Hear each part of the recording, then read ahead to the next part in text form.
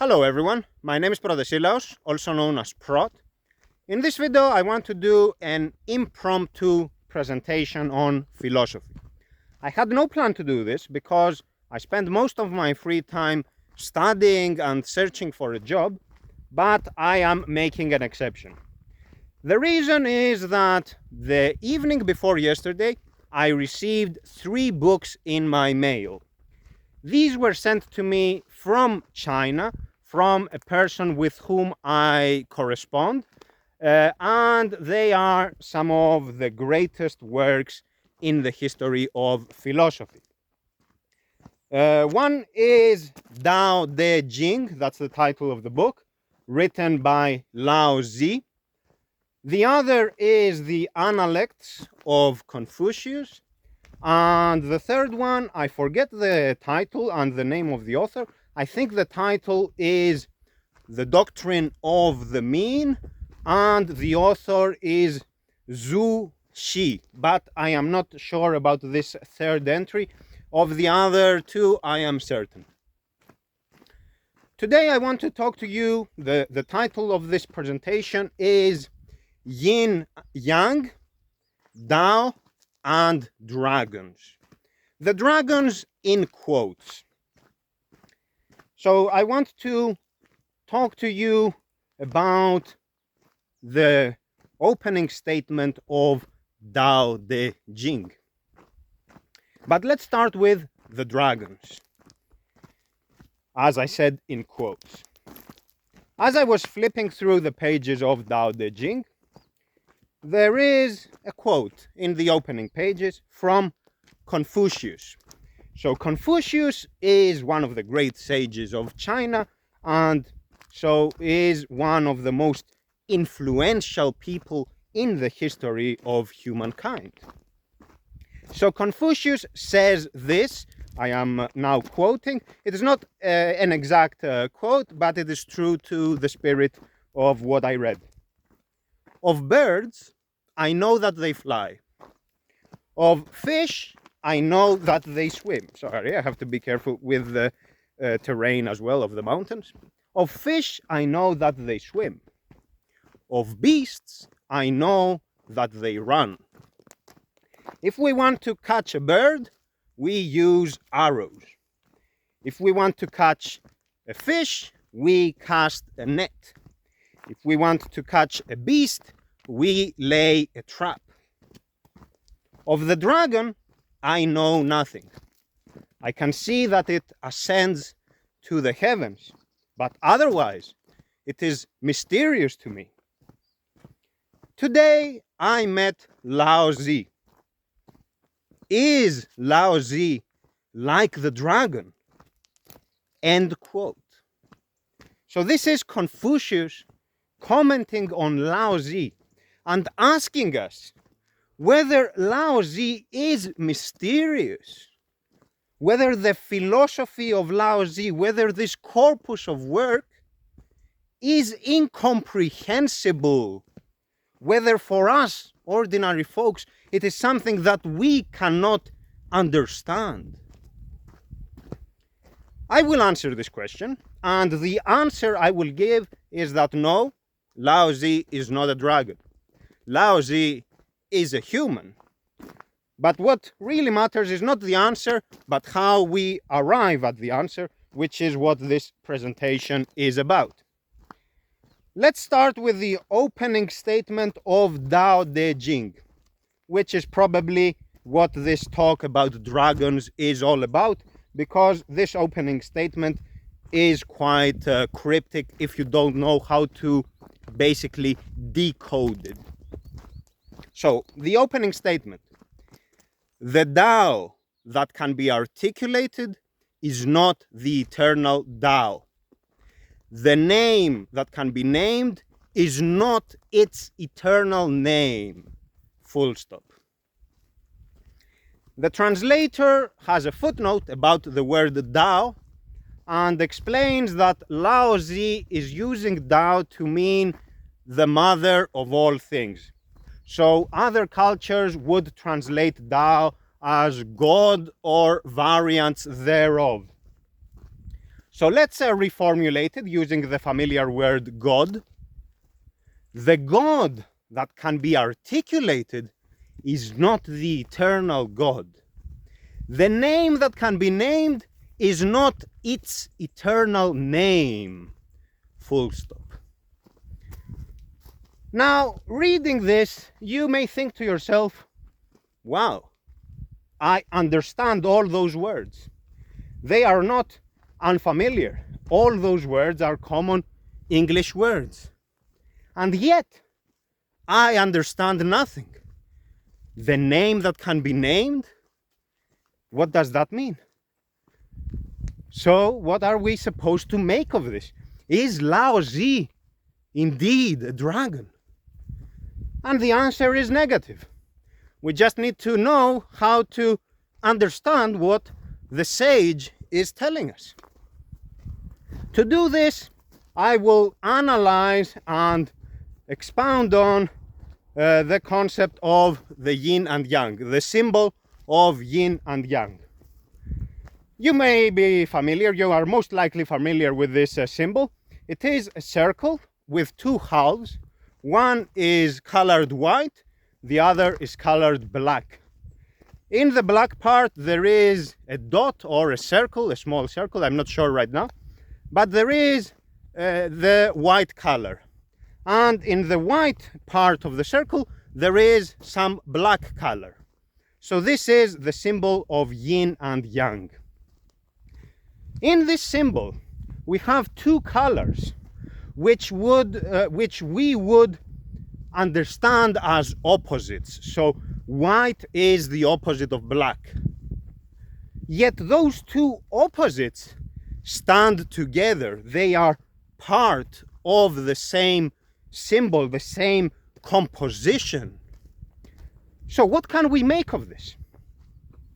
Let's start with the statement, black and white are opposites. This statement is true, though not universally true. This statement is true insofar as black and white represent points on a spectrum of tonality or a spectrum of luminance. So black is on the one side of the spectrum, white is on the other side, and so we can say this which is on that side and that which is on the other side, they are on opposite sides, so they are opposites. Okay? So in this sense, black and white are opposite. However, this is not the only conception of black and white that we can make. We can also formulate a sentence, we can also formulate a statement that says black and white are the same. And this statement will also be correct insofar as we are talking about a level of abstraction above that of tonality, above that of luminance. So for example, black and white are the same insofar as they are points on a spectrum. So in their capacity as points, they are the same. We can think of this in terms of the computer, for example, in terms of computer programming. Black and white are represented, let's say, using hexadecimal RGB notation. You don't need to know any of this, but it's basically a sequence of numbers and letters. So black would be 000 and white would be FFF. You don't need to know what this means, but just looking at them, you can say that, okay, they are different. In this sense, they are different. In terms of their notation, they are different. So we can understand them as different. But if we abstract it a bit, we will say that both are the same insofar as they are represented hexadecimally. Okay, so hexadecimally they are the same. They are represented by the same notation. And we can extend this further. We can say that both are strings, for example, or both are colors or tones, if you want to be technical. So we can say that insofar as they are tones, they are the same. Insofar as they share the quality of being tones, they are the same in this regard. So what we understand here is that we can state two different things which are mutually exclusive, yet both are correct in their own way. So the statement black and white are opposite is correct. The statement black and white are the same is also correct. So we have to understand what I call the scope of application. So we have to understand the level of abstraction at which we are operating, because the level of abstraction substantiates the meanings that we have, substantiates the concepts that we have, the conception that we have made of those magnitudes. So the scope of application basically adds meaning to these words or to all words. Without understanding the scope of application, we run the risk of conflating different levels of abstraction. So we will inevitably we will inevitably commit the analytical error of not distinguishing between different levels of abstraction, and thus not distinguishing between different cases, different configurations of the factors in their interplay, different constitutions of the case that we are studying. This conflation has to do with basically being dogmatic, being extremist. So we will say, for example, black and white are opposites, full stop. And whoever says that black and white are the same is an idiot. Okay, if we say this, we are basically making the mistake of not understanding the scope of application. So this is a very important insight that we must always be aware of. When we are thinking about something, anything, we avoid the trap of thinking of extremes when we factor in the scope of application and we say, okay, given this formulation, those things that I am thinking about are opposite. But given a more abstract conception of the same magnitudes, these things are no longer opposite. So they are no longer the same. Understanding the scope of application means that we account for not just the presence of things, but the mode they are present, the way that they are, not just that they are, but also how they are. So the mode of being is known as modality. But I will use the Greek word, which is tropos. So by understanding the scope of application, by thinking about the scope of application, we are factoring in to our consideration the tropos of things, the way that they are. So when we say black and white are opposite, we have a tropos of them being opposite points on a spectrum, opposite points on a spectrum of tonality, a spectrum of luminance. And when we say black and white are the same, we are understanding them. We have a tropos of them being colors or points or strings or whatever. So something that they have in common. So far, so good. So we have the scope of application, which helps us account for the level of abstraction that we are dealing with. And the scope of application helps us understand the way that something exists. So tropos. What we did here with black and white. So black and white, we can understand them as opposite. But we said that given a level of abstraction above this, we can think of them as the same. So here we can discern a triadic relationship. So we have black and white, which are opposite in one level of abstraction. But if we abstract more, now they are the same. So we have 1, 2, and 3, which is the more abstract level. So we have a triadic relationship, a triad. So a manner of 3. Okay. So in everything that we do, we can always find the more abstract, and we can keep doing this to find the more abstract. So by doing this, we understand that tropos has structure to it. It has stratification. There are different strata. Strata is the plural form of stratum. So one level. So we have multiple levels of abstraction, and I call this the stratification of emergence, because at each level of abstraction there emerge different phenomena, different properties that we can study.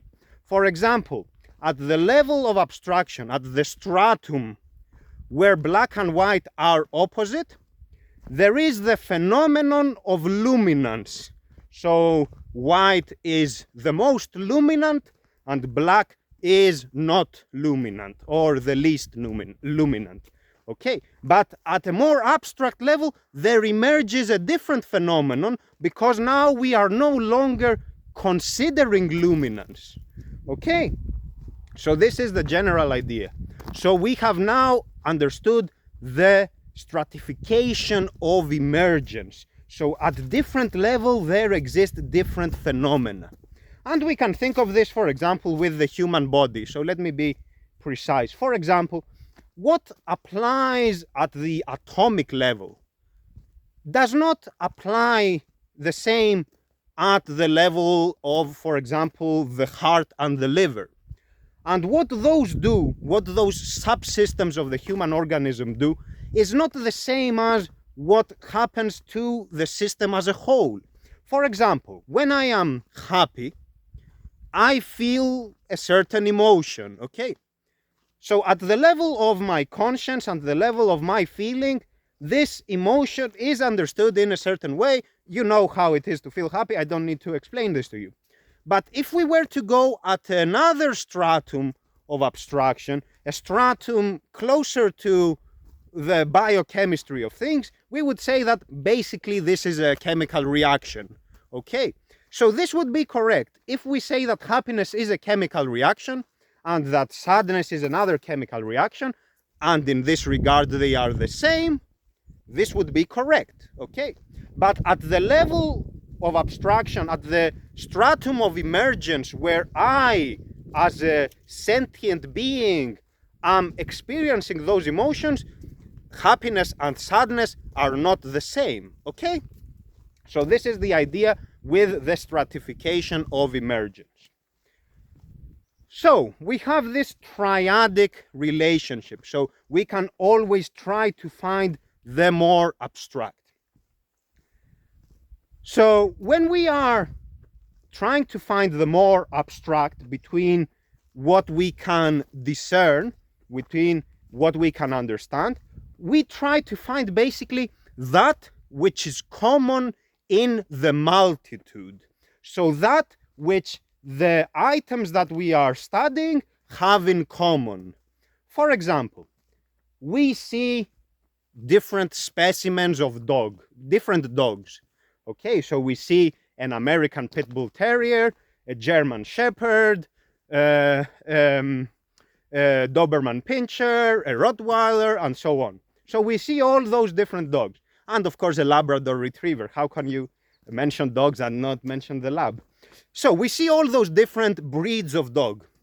One is tall, the other is short. One is has long hair, the other has short hair. One has a squared head, the other is more elongated, and so on.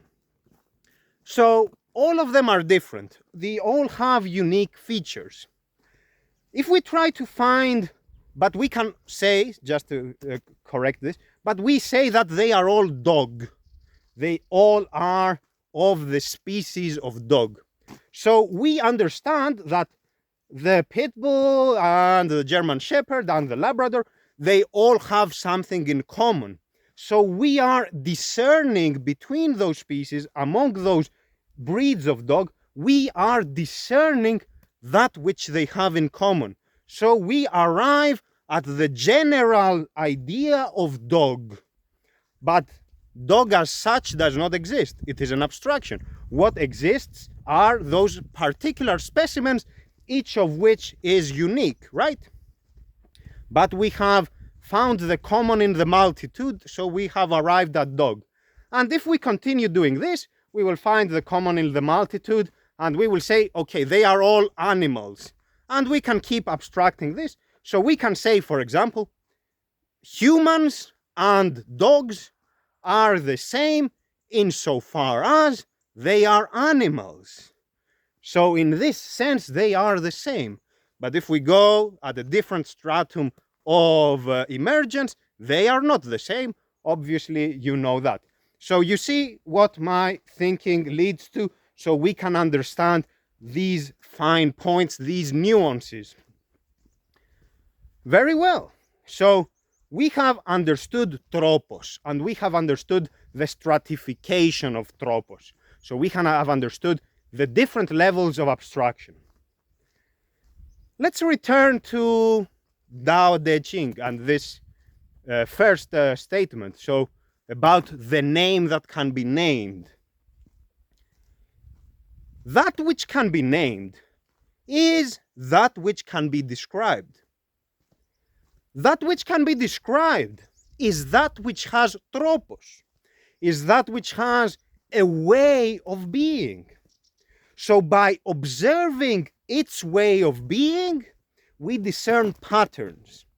And those patterns help us identify it in the multitude of phenomena. It helps us single it out in an otherwise cosmic continuum. Okay? So that which can be named is that which has tropos. So everything that we understand, the bushes, the trees, the mountains, the sky, the humans, the emotions, everything that we understand has tropos. It exists in a certain way. The Tao that can be named is not the eternal Tao. Eternal here would mean universal or absolute. So it's not really about time, okay? It's about universality. So the Tao that can be articulated is not the absolute Tao. The name that can be named is not its true name. What does this mean? It means that if we keep abstracting, if we keep trying to identify this triadic relationship, we reach a point where we have to say that Tao is that which has no tropos, that which is common to all, but has no tropos. Because, why? Let's think of something which is good. By the way, I want to go back. I don't want to go this way. So let me return. I don't want to go this way just because it's a road. It's not a busy street, but better avoid it because, for example, now I don't know if you can see it. There is a vehicle. Anyway, I want to avoid it. So let's stick to this path. So let's understand why Tao can only be that which has no tropos. Let's think about something that has tropos. Let's say a good person. So someone is a good person. Good is tropos. So someone has the way of being, the mode of being, good. Okay? It doesn't matter what good is, it's just a way of being. There exists a way of being which is non-good. So other ways of being, okay? So those ways of being all have in common tropos. So they are all ways of being.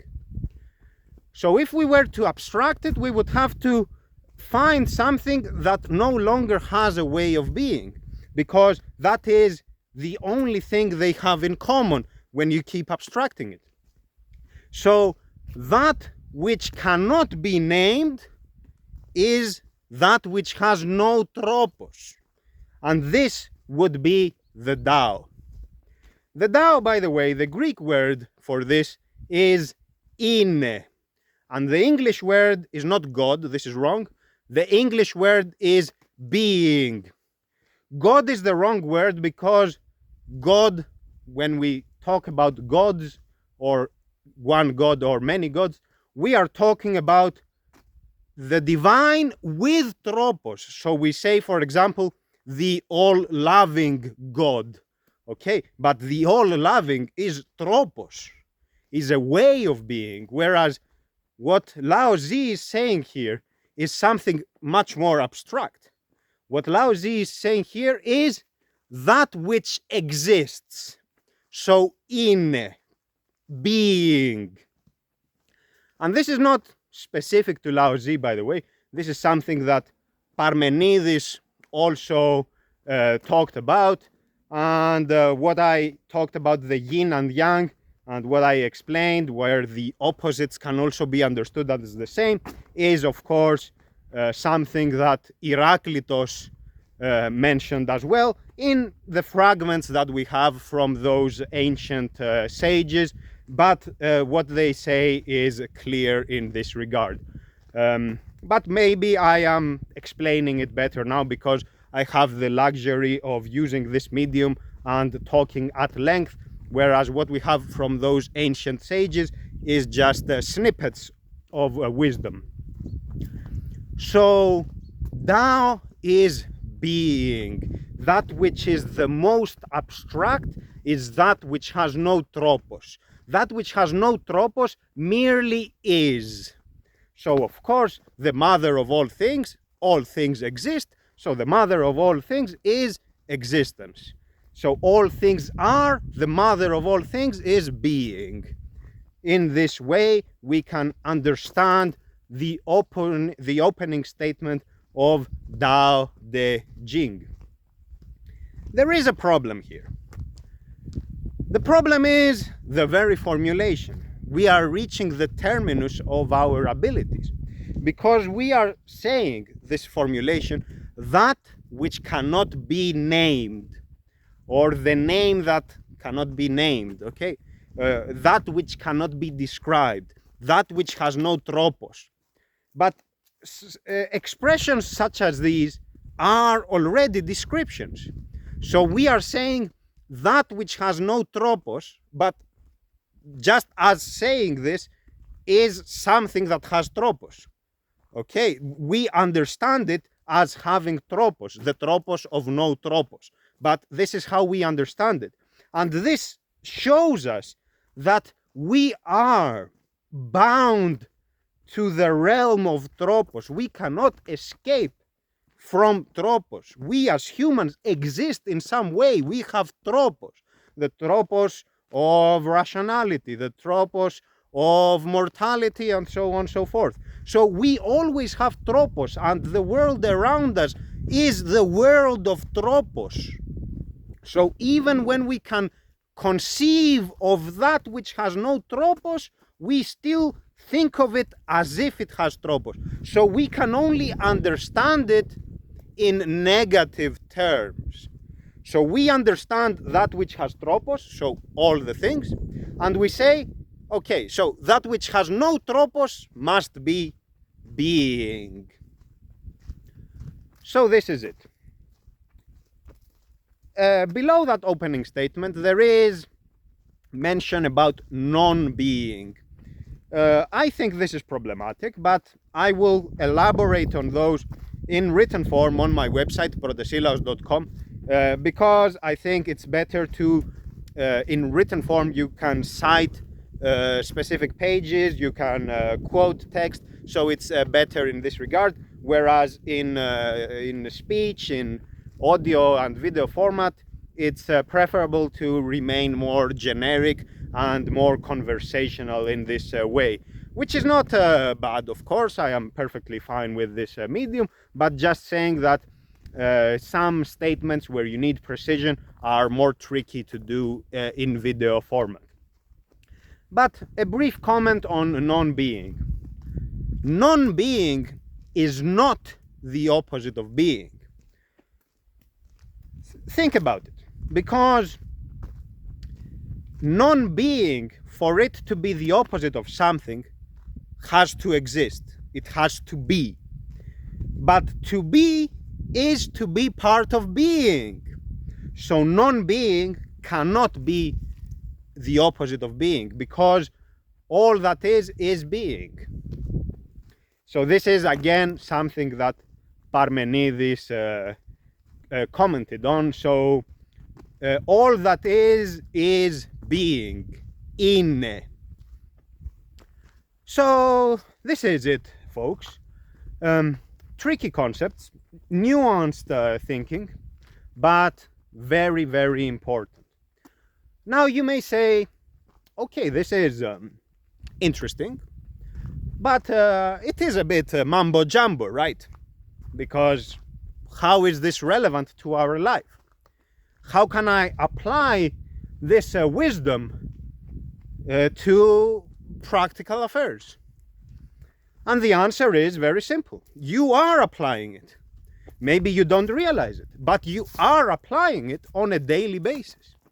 For example, with computer programs, there is the sun. So let me go just this way, just for the sun, to avoid it, and then I will just head back home. Think of it with computer programs. When you are writing code, again, you don't need to know about computer programs, about coding, but I am just telling you now, and take it at face value. If you are a programmer, you know what I am talking about, and if you are not a programmer, just trust me. When we are writing code, we define a namespace. So we have a function which is called hello. And we have a namespace called protesilaos. Okay. So the function hello in the namespace protesilaos does, for example, print a statement saying hello protesilaos. There is another namespace called world. And this namespace has a function called hello. So again, a function that seemingly has the same name. But in this world namespace, the hello function does something different. It prints more text. Okay. So it doesn't say hello protesilaos, it says more things. It is more wordy, more verbose. Both are hello, both are called hello, but they are different because they are in different namespaces. So they have a different scope of application to them, pertinent to them, right? Similarly, when we write code, we have what is known as lexical binding. And lexical binding means that a variable within a given context acquires a value, a context-specific value, a local value, which differs from the value of the same variable, of the same name, of the same symbol, outside that lexical scope. And we also understand this in ordinary language, right? So words have multiple meanings, but the context gives meaning to the word, okay? So we know about all this. All this that I talked about is something that we do in our life. Even when we don't understand these concepts the way I explained them, we understand them intuitively. We do them in practice. So all this is thoroughly practical. This is not mumbo jumbo in the derogatory sense of being a bunch of nonsense. In conclusion, then, let's return to the quote of Confucius. The dragon Is Lao Zi a dragon? Asks Confucius. Of course, Confucius was a sage in his own right, so we can say that Confucius definitely understood Lao Zi. And every one of us can understand Lao Zi. Maybe there is a problem of how do we get started, which is by being patient, by studying, by trying to decode the message. But once we find the way to decode it, it all makes sense to us. So Lao Zi is not a dragon, is not mysterious. What is mysterious, by the way?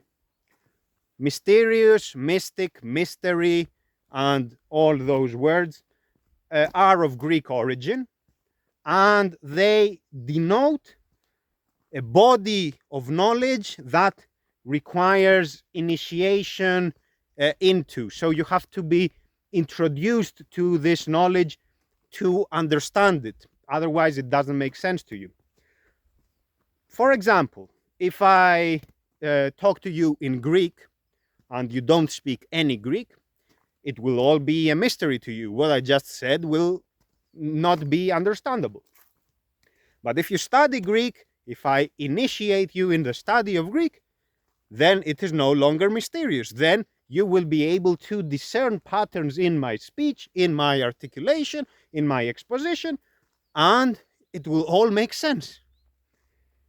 So the mysteries, all the mysteries, are articles of knowledge that we can understand, but we need the requisite training, the requisite understanding to be able to comprehend them. So they are not, strictly speaking, apocryphal. They are not, strictly speaking, obscure. They are not forever kept away from us.